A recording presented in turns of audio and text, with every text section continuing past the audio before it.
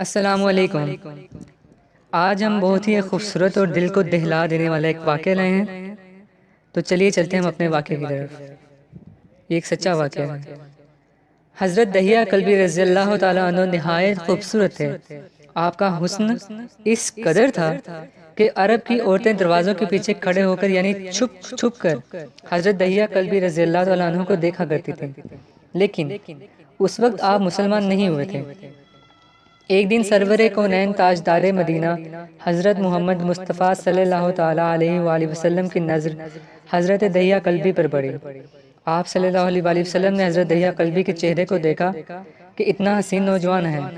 آپ نے رات کو اللہ تعالیٰ کی بارگاہ میں دعا مانگی، یا اللہ اتنا خوبصورت نوجوان بنایا ہے، اس کے دل میں اسلام کی محبت ڈال دے، اسے مسلمان کر دے، اتنے حسین نوجوان کو جہنم سے بچا لے۔ رات کو آپ نے دعا فرمائی۔ صبح حضرت دہیہ کلبی رضی اللہ تعالیٰ عنہ آپ صلی اللہ علیہ وآلہ وسلم کی خدمت میں حاضر ہو گئے۔ حضرت دہیہ کلبی رضی اللہ تعالیٰ عنہ کہنے لگے، اے اللہ کے رسول، بتائیں آپ صلی اللہ علیہ وآلہ وسلم کیا احکام لے کر آئے ہیں؟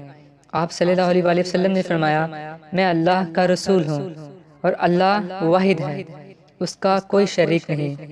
پھر توحید اور رسالت کے بارے میں حضرت دہیہ کلبی کو بتایا۔ حضرت دہیہ نے کہا، اے اللہ کے نبی، میں مسلمان تو ہو جاؤں لیکن ایک بات کا ہر وقت ڈر لگا رہتا ہے، ایک گناہ میں نے ایسا کیا ہے کہ آپ کا اللہ مجھے کبھی معاف نہیں کرے گا۔ آپ صلی اللہ علیہ وآلہ وسلم نے فرمایا، اے دہیہ بتا تو نے کیسا گناہ کیا ہے؟ تو حضرت دہیہ کلبی نے فرمایا، یا رسول اللہ صلی اللہ علیہ وآلہ وسلم، میں اپنے قبیلے کا سربراہ ہوں اور ہمارے ہاں بیٹیوں کی پیدائش پر انہیں زندہ درگور کر دیا جاتا ہے۔ میں کیونکہ قبیلے کا سردار ہوں، اس لیے میں نے 70 گھروں کی بیٹیوں کو زندہ دفن کیا ہے۔ آپ کا رب مجھے کبھی معاف نہیں کرے گا۔ اسی وقت حضرت جبرائیل امین علیہ السلام حاضر ہوئے۔ یا رسول اللہ صلی اللہ علیہ وآلہ وسلم، اللہ سلام کہتا ہے اور فرماتا ہے کہ اسے کہیں اب تک جو ہو گیا وہ ہو گیا، اس کے بعد ایسا گناہ کبھی نہ کرنا، ہم نے معاف کر دیا۔ حضرت دہیہ آپ کی زبان سے یہ بات سن کر رونے لگے۔ آپ صلی اللہ علیہ وآلہ وسلم نے فرمایا، دہیہ اب کیا ہوا ہے، کیوں روتے ہو؟ حضرت دہیہ کلبی کہنے لگے، یا رسول اللہ صلی اللہ علیہ وآلہ وسلم، میرا ایک گناہ اور بھی ہے جسے آپ کا رب مجھے کبھی معاف نہیں فرمائے گا۔ آپ صلی اللہ علیہ وآلہ وسلم نے فرمایا، دہیہ کیسا گناہ بتاؤ؟ حضرت دہیہ کلبی فرمانے لگے، یا رسول اللہ میری بیوی حاملہ تھی اور مجھے کسی کام کی غرض سے دوسرے ملک جانا تھا۔ میں نے جاتے ہوئے بیوی کو کہا کہ اگر بیٹا ہوا تو اس کی پرورش کرنا، اگر بیٹی ہوئی تو اسے زندہ دفن کر دینا۔ دہیہ روتے جا رہے ہیں اور واقعہ سناتے جا رہے ہیں۔ میں واپس بہت عرصے بعد گھر آیا تو میں نے دروازے پر دستک دی۔ اتنے میں چھوٹی سی بچی نے دروازہ کھولا اور پوچھا، کون؟ میں نے کہا، تم کون ہو؟ تو وہ بچی بولی، میں اس گھر کے مالک کی بیٹی ہوں، آپ کون ہیں؟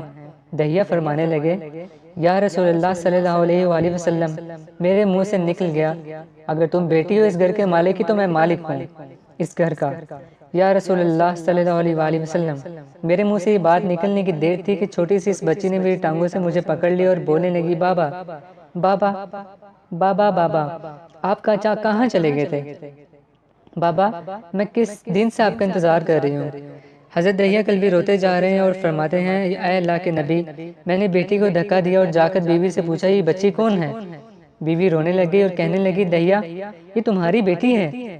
یا رسول اللہ صلی اللہ علیہ وآلہ وسلم، مجھے ذرا ترس نہ آیا، میں نے سوچا میں قبیلے کا سردار ہوں، اگر اپنی بیٹی کو دفن نہ کیا تو لوگ کہیں گے ہماری بیٹیوں کو دفن کرتا رہا اور اپنی بیٹیوں سے پیار کرتا ہے۔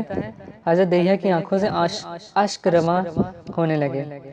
یا رسول اللہ صلی اللہ علیہ وآلہ وسلم، وہ بچی بہت خوبصورت، بہت حسین تھی، میرا دل کر رہا تھا اسے سینے سے لگا لوں، پھر سوچتا تھا کہ کہیں لوگ بعد میں یہ باتیں نہ کہیں، اپنی بیٹی کی باری آئی تو اسے زندہ دفن کیوں نہیں کیا۔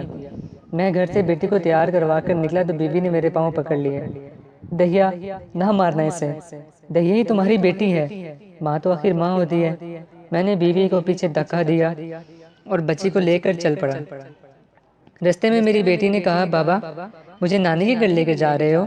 بابا کیا مجھے کھلونے لے کر دینے جا رہے ہو؟ بابا ہم کہاں جا رہے ہیں؟ دہیا کل بھی روتے جاتے ہیں اور واقعہ سناتے جا رہے ہیں۔ یا رسول اللہ صلی اللہ علیہ وآلہ وسلم، میں بچی کے سوالوں کے جواب ہی نہیں دیتا تھا۔ وہ پوچھتی جا رہی ہے، بابا کدھر چلے گئے تھے؟